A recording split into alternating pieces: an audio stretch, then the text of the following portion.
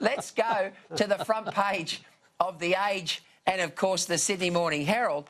And there's a couple of really big stories around tonight. Obviously, the RBA cut is one of them. This imbroglio involving the Prime Minister and Donald Trump. PM under pressure on Trump inquiry is the headline on the Sydney Morning Herald.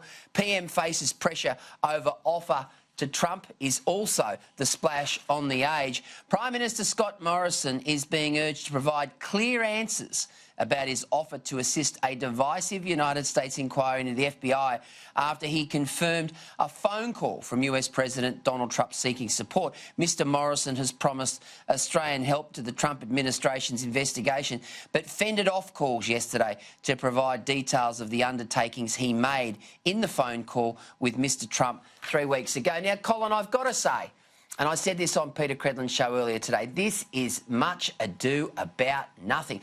Who would have thought that the Prime Minister of Australia, with our strongest and greatest and historically sort of aligned ally, the United States, the President says, will you help us out with any information we need on this inquiry? And he says, yeah, fair enough, I'll do that. Now, Downer, obviously in some wine bar in London, privy to certain information. Then, of course, Joe Hockey in May, decides to write a letter saying to the United States administration, yes, we will be part of any ongoing investigation. And for Bill Shorten to come out today and say, oh, you know, they put on the big White House swish-do because Morrison may or may not have helped in some sort of way, I mean, that's just ridiculous. What are your thoughts, Colin? It is ridiculous. Look, when you think about it, all of this sort of started, the Mueller report, all of these things started around about when Turnbull was in power, and we had Bishop as the correct as the foreign leader, and we had, of course, Downer in there as ambassador. So you know the people that are there now weren't there when all of this started. So really, this has now been dumped in Morrison's lap, and they're trying to make something of it. But you're exactly right. The United Nations are our #1 ally, and exactly what ScoMo would have said when asked to help out. I'll look into it and see what I can do. That would have been his answer. That's what you say to your friends. And, you know, but, yeah, look, it's just rubbish, really. Absolute rubbish. Someone trying to make something out of nothing, really.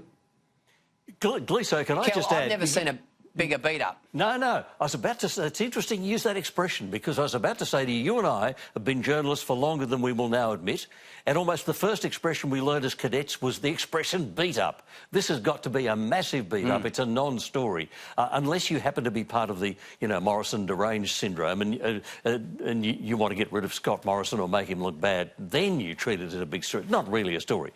There is this... By the way, as part of the background to this, bear in mind that there is an intelligence pooling organisation called the Five Eyes, and Australia and the US are both part of Five Eyes, and what they do is that they share intelligence, right? This is just sharing of intelligence. This is perfectly normal government-to-government functions. So it's a beat-up. There's nothing here. But there is another angle to the story which I think needs to come out and hasn't come out. I think Alexander Downer has got a story that he's got to tell. Because what happened with him and Papadopoulos in the meeting in London is really very strange. It seems as though, from the stories that we're now being told, Alexander Downer actually sought the meeting with George Papadopoulos. Now, why? Who was telling him to do that? Met him in a wine bar. Then he heard gossip, rumour from George Papadopoulos. Who told Papadopoulos? We haven't been told yet.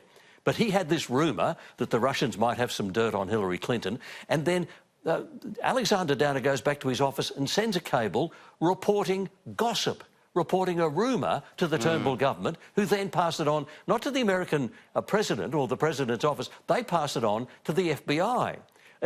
I think it's a very strange chain of events, and the man who knows about it, who was in the middle of it, is Alexander Downer. It would be really nice if he was prepared to tell us what really went on. And you're right there, Kel. Downer has to come clean. There's no doubt about that. And Mark Latham on Paul's show earlier tonight made a very prescient point. He said if every Australian diplomat was to file a cable after hearing some gossip in a wine bar, that's all they do. So I think we have to get They'd be very busy. Real about this. Yeah, there's probably a pile of Greg earlier cables from earlier High Commissioners in London saying the Queen Mum likes a tipple of sherry. I mean, you don't pass on gossip, do you? Yeah, gossip. And Greg Sheridan, who's the best in the business, makes the point. In the great presidential telephone stakes, Scott Morrison seems to be frankly small beer. Neither Morrison nor Donald Trump nor Alexander Downer seems to have done anything wrong here, although it is a wacky tale of cross lines, dark suspicions, pregnant innuendo and misunderstood communication. So I think he, in his inimitable fashion, Sheridan has once again nailed it.